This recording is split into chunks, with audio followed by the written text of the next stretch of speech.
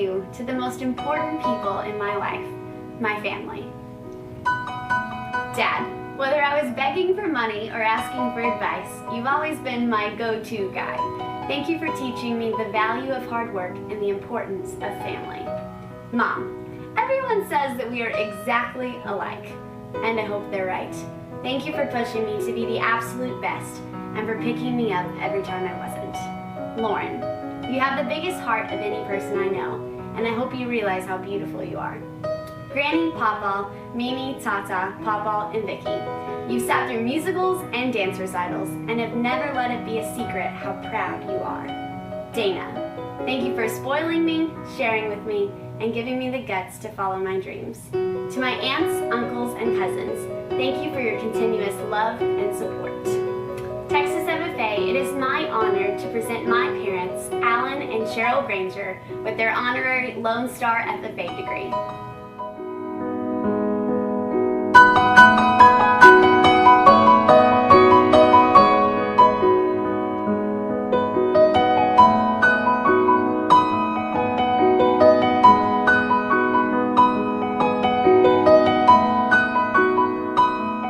From our travels showing heifers, to getting lost in our own hometown, to eating 24/7, to laughing out loud. She has always been by my side through thick and thin, and she is always my inspiration. Throughout our friendship, Allie has brought confidence, new experiences, and lots of laughter into my life. She has helped me accomplish things I never thought were possible. I know that she has shared all of this with you as your president this year. I have full confidence in both her character and abilities. Ever since meeting her while serving as district officers, I knew that she was destined for great things. I absolutely adore this girl, and I cannot think of anyone better to share her spunk, passion, and drive for this organization. It is with great honor to introduce to you my little big sister from the Area 3 Association and the Brenham FFA chapter, your 2009-2010 Texas FFA State President, Miss Allison Grainger.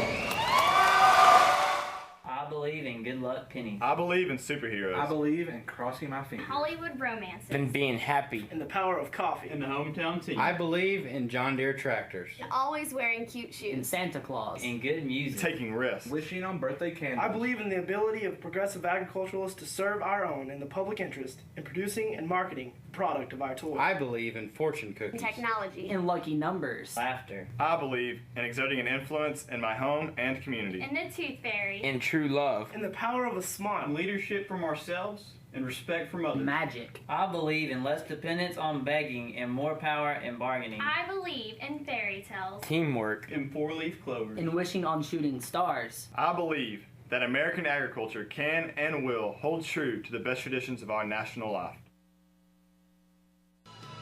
Don't stop believing.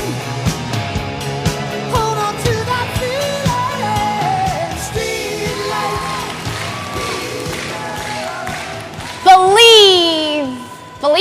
Believe. That's a funny word. A word we tend to throw around quite a bit. When we're little, we believe in Santa Claus and fairy tale endings and magic and love. We stick every tooth under our pillow for the Tooth Fairy, write Santa Claus hundreds of wish lists, and never question how or where the Easter Bunny got all those eggs. We wish on shooting stars, cross our fingers, and save every love letter that we ever get. For example, when I was 11, I got a letter from the cutest boy in my class, Blake Aranda. This meant that I was officially in a mature relationship. He even told his friend Cameron, who told his friend William, who told my friend Chelsea, who told my other friend Hannah, who told my friend Carly, who told me that he thinks I'm cute. I had never been on a date with a guy, hardly knew anything about him, and yet I believed that he was Prince Charming. How crazy is that? As little kids, we believe in people without any rhyme, reason, or justification. We just know, without a doubt, that someone like Santa Claus, the Tooth Fairy, or the random boy in our class would never let us down. Then, we grow up, and we forget what it means to really believe. We put on a blue jacket and say that we believe in the future of agriculture, yet we walk by a sea of blue corduroy and never think to believe in each other. We're all searching for that enthusiasm we had when we were little, for that something or someone that won't let us down, yet we don't believe in the one thing we see every single day. We don't believe in the most important thing, each other.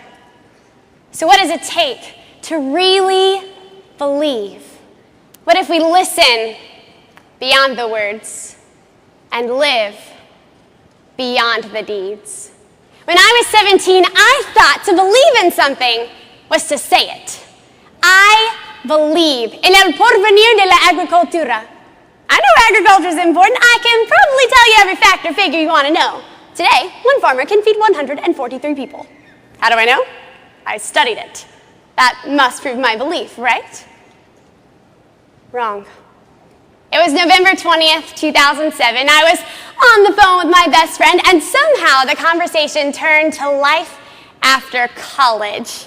I asked him what he wanted to be, already knowing the answer. It would be the exact same one I always got. I laughed. A rancher? You want to be a rancher? Of all the things you could be, that's it? I'm going to do something bigger than that. I'm going to change the world. He didn't laugh. All he said was, promise? So I did. And like him, I laughed at his dream, his purpose.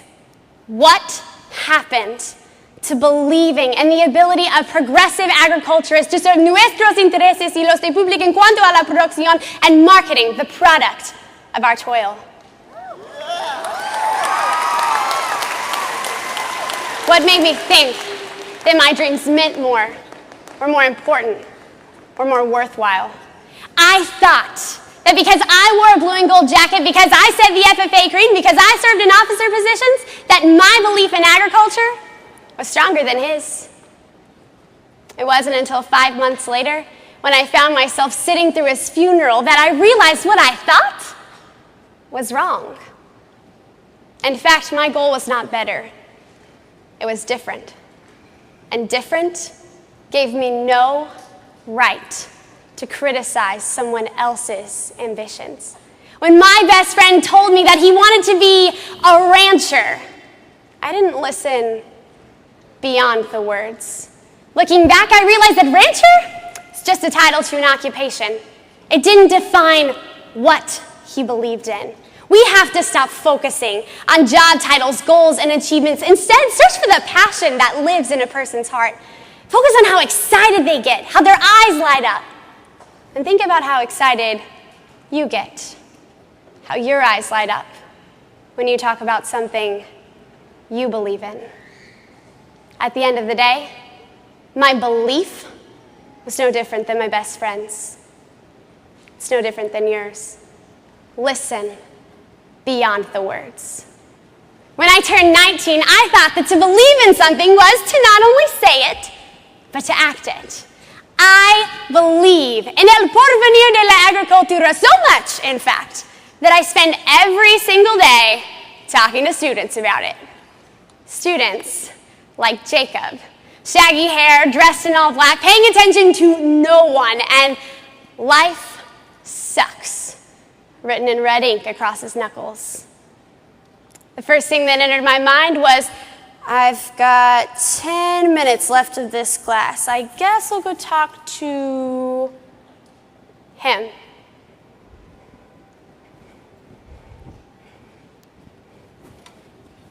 Hi. He didn't look up. Do you know what the definition of a farmer is? Someone who is outstanding in his field? Huh? He didn't laugh. What's your name? Jacob, was all he said. It was completely ridiculous. I was doing everything that I was supposed to. I tried not to notice his weird clothes. I didn't pay attention to the writing on his hands. I attempted to hold a conversation. I thought that this is what it meant to believe in someone. I was exerting an influence in mi hogar y la comunidad. Wasn't I? Looking back, I realized that those are just actions. Those are things we just happen to do. Why? Because that's what an FFA member does. But I was sitting in that chair because it was what I thought I was supposed to do. It was an action a state officer should take. But an action without a real purpose is a waste of time. I was doing something not because I wanted to, but because I thought I had to. At the end of the day, what we do does not define what we believe. What we believe defines how we do it. We should talk to someone not because we're supposed to, but because we want to get to know them. We should compete in a contest not because we were told to, but because we want to try something new. We should run for office not because we need to, but because we know it's the right thing for us. We should live beyond the deeds. Now I finally figured out what it means to believe. Believing isn't blowing on dandelions, it isn't carrying around a rabbit's foot, it isn't wishing on shooting stars. Believing is a 7-year-old girl who waits up all night because she knows that the man in the red suit comes every Christmas Eve. Believing is an 11-year-old girl who gets excited about love letters because she knows that the boy in her class is Prince Charming. Believing is a 17-year-old boy making his best friend promise to make a difference because he knows that one day she'll stand on a stage in front of 12,000 people as a Texas FFA state president. Believing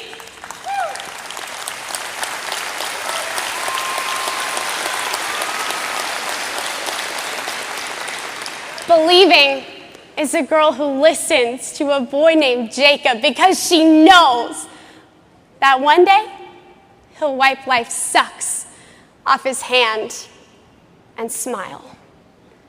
Believing is a feeling you get when you know, without a doubt, without a hesitation, that someone won't let you down, that you are not alone. That feeling has nothing to do with a blue and gold jacket and everything to do with a person inside it.